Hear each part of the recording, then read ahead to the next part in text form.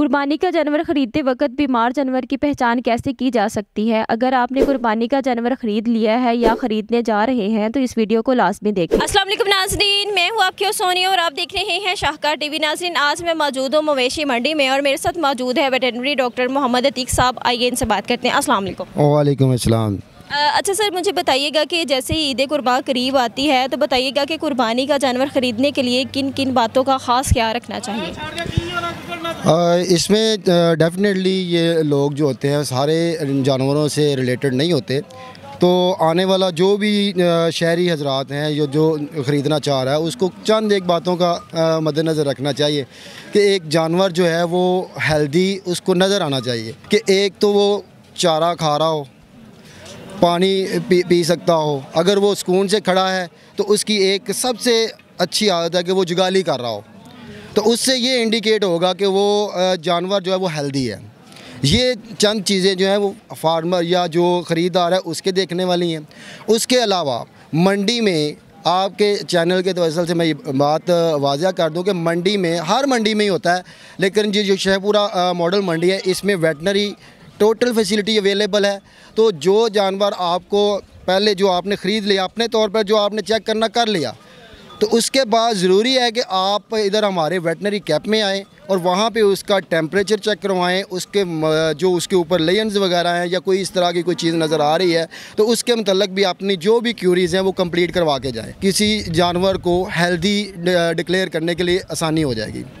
अच्छा, जैसे कि डॉक्टर साहब देखा जाता है कि बहुत से जानवर जो है जैसे ख़रीद के लेके जाते हैं तो वो घरों में जाके बीमार हो जाते हैं और फिर इनको अनफॉर्चुनेटली कुर्बान करना पड़ता है। तो इसके लिए कौन सा ऐसा एहतियाती तदाबीर है या कौन सा ऐसा फार्मूला है जो यूज़ किया जाए ताकि जानवर बीमार ना हो? इसमें होता ये है कि ये 3-4 गलतियाँ हो जाती हैं जो लेकर जा रहे होते हैं।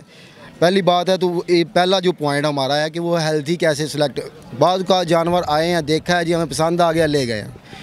अच्छा, ले गए हैं तो ठीक है, कोई बात नहीं है, उसका चेकअप करवा लें, अगर नहीं हो सका तो फिर भी कोई बात नहीं है, आप उसको नॉर्मलाइज़ करें क्योंकि ये दूर दराज इलाकों से आए होते हैं। होता यही है कि आप जाते वक्त उसको जो है ना वो ओवरलोड करना शुरू कर देते हैं, एक वो पूरी रेस्ट में नहीं होता, तो उसके रेस्ट के लिए ज़रूरी है कि आप उसको जो है ना वो आम घरों में मीठा सोडा भी मिल जाता है, ठीक है, उसके बाद ये जो साशे मिल जाते हैं नमकोल के, 3-4 अगर बड़ा जानवर है तो 4 साशे जो हैं वो पानी के अंदर मिक्स करके उसको दें ताकि उसकी एनर्जी बहाल हो। ग्लूकोज मिल जाता है, वो 2-3 बॉक्स ले लें, वो उसको दें ताकि पानी के अंदर मिक्स करके वो इजीली पी भी लेता जानवर, वो आदी होते हैं वो, और इससे क्या होगा कि उसकी एनर्जी बहाल हो जाएगी और वो अपने आप को थोड़ा सा ईजी फील करेगा। और इससे उसके साथ साथ जो होगा वो आप उसको जो खुराक है वो अपने तरफ से ना देने का, इसकी नेचुरल डाइट आप दें। वो गो थ्रू होते हैं, तूड़ी है और सब्ज़ चारा है, क्योंकि 10 दिन में उसने मोटा कोई नहीं हो जाना। अगर आपको इतना ही शौक है तो वो 6 माह पहले ले लें, 10 दिन के अंदर आप इतना ही करें कि उसको आप नेचुरल डाइट पे रखें ताकि उसके ऊपर कोई स्ट्रेस ना आए। जैसे कि डॉक्टर साहब आपने बताया कि उसको नेचुरल डाइट देनी चाहिए, लेकिन मोस्टली लोग जो है वो अपने जानवरों को दूध पिला रहे होते हैं, देसी घी, मक्खन, और ये तो बड़ी कॉमन सी बात है ना कि लोग कहते हैं कि हमने इसको दूध पिलाया है, मक्खन खिलाया, या क्या वाकई ये खिलाया जा सकता है? उनके लिए बेहतर है ये उनके लिए बेहतर है जो यूज़ टू हैं, जो इस चीज़ के आदी हैं। एक डाइट को यकदम चेंज करेंगे तो वो जो इसके आदी नहीं है उनके लिए प्रॉब्लम होगी, वो उसको एडजस्ट नहीं कर पाएंगे और वो इसी वजह से प्रॉब्लम आएगी, इंडाइजेशन होगी, टिम्पनी, ब्लड और इवन के आप स्लाटरिंग तक चले जाते हैं। अच्छा डॉक्टर साहब बताइएगा कि जैसे कि आजकल जानवरों में वबाई बीमारी फैली हुई है तो उसको कैसे कंट्रोल किया जा सकता है, कैसे उसकी एहतियाती तदाबीर जो है इस्तेमाल करनी चाहिए? अच्छा, बीमारी के हवाले से सबसे टॉप मोस्ट जो है वो लंपी स्किन के हवाले से है, लंपी स्किन डिजीज़ है। तो जो मेरे देखने में है, मुशाहदे में है कि वो आज तक मंडी में लास्ट टाइम तो बहुत ज़्यादा थी ना, अब जो मंडी में जानवर आ रहे हैं, पहली बात है कि हम उनको टोटली चेक कर लेते हैं कि उसमें है या नहीं है। अगर इन केस कोई हमसे छुप के या कोई इस तरह का आ गया हुआ है केस, तो वो ज़रूरी है कि आप वेटनरी डॉक्टर से, यहाँ पे जो अमला मौजूद है, वेटनरी का पूरा अमला मौजूद है, उससे चेक करवा लें। अदरवाइज़ इसके अंदर जो चांसेस हैं, मेरे ख्याल में अब मैंने कोई ऐसा केस नहीं देखा, कोई 1% होगा कोई जानवर जो इस बीमारी में मुब्तला हो। डॉक्टर साहब बताइएगा कि उसके क्या अलामात है, किस तरह एक आम बंदा पहचान सकता है कि इसको ये बीमारी है? हाँ, लास्ट टाइम जो थी उसमें तो हर जानवर के ऊपर आपको वाज़ह तौर पर दूर से नज़र आ जाता था, इतनी इतनी वो गिल्टियाँ बन जाती थी, ठीक है। और उसके ऊपर जानवर जो है वो बुखार में होता था, तंग हुआ होता था, अकड़ाव होता था जिस्म के ऊपर। आजकल जो है वो पिछले साल वाले जो जानवर रिकवर्ड हो चुके हैं, उनका कोई इतना इशू नहीं है, गोश्त पे ना कोई उसका इफ़ेक्ट है, ना उसकी जानवर की सेहत पे इफ़ेक्ट है। हाँ, जो रिकवरी के बाद कुछ नशानात नज़र आते हैं, वो कोई ऐसा बीमारी नहीं है, वो रिकवर हो चुके हैं, उनको आप वो स्लाटर कर सकते हैं, गोश्त उसका यूज़ेबल है।